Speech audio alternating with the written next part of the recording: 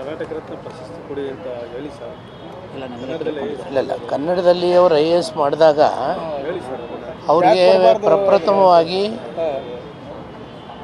ಕರ್ನಾಟಕ ರಾಜ್ಯೋತ್ಸವ ಪ್ರಶಸ್ತಿಯನ್ನು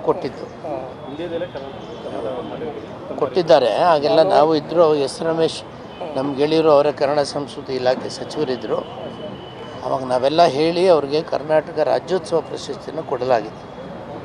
ಅವರಿಗೆ ಕರ್ನಾಟಕ ರತ್ನ ಅಥವಾ ಮತ್ತೊಂದು ಹೇಳಲಿಕ್ಕೆ ನಾವು ಖುದ್ದಾಗಿ ಎಲ್ಲರ ಪರವಾಗಿ ಮುಖ್ಯಮಂತ್ರಿಗಳಿಗೆ ಮುಖ್ಯಮಂತ್ರಿಗಳಿಗೆ ಪತ್ರ ಬರೆಯೋಣ. ಅದು ಈ ಸಂದರ್ಭದಲ್ಲಿ ನಾವು ಅದನ್ನು ಹೇಳೋದು ಬೇಡ. ಇವಾಗ ಹೇಳಿದ್ರೆ ಆಗಲ್ಲ. ನಮ್ಮ ಪರವಾಗಿ ನಾನು ಖಂಡಿತವಾಗಿ ಮುಖ್ಯಮಂತ್ರಿಗಳಿಗೆ ಒತ್ತಾಯ ಮಾಡ್ತೀನಿ. ಕರ್ನಾಟಕ ರತ್ನ ಪ್ರಶಸ್ತಿ ಕೊಡಿ ಅಂತ ಹೇಳಿ ಸರ್.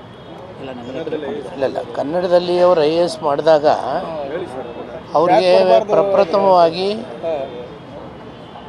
ಕರ್ನಾಟಕ ರಾಜ್ಯೋತ್ಸವ ಪ್ರಶಸ್ತಿಯನ್ನು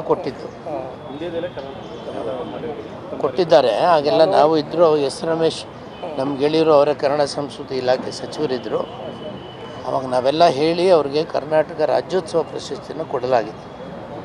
ಅವರಿಗೆ ಕರ್ನಾಟಕ ರತ್ನ ಅಥವಾ ಮತ್ತೊಂದು ಹೇಳಲಿಕ್ಕೆ ನಾವು ಖುದ್ದಾಗಿ ಎಲ್ಲರ ಪರವಾಗಿ ಮುಖ್ಯಮಂತ್ರಿಗಳಿಗೆ ಮುಖ್ಯಮಂತ್ರಿಗಳಿಗೆ ಪತ್ರ ಬರೆಯೋಣ. ಅದು ಈ ಸಂದರ್ಭದಲ್ಲಿ ನಾವು ಅದನ್ನು ಹೇಳೋದು ಬೇಡ. ಇವಾಗ ಹೇಳಿದ್ರೆ ಆಗಲ್ಲ.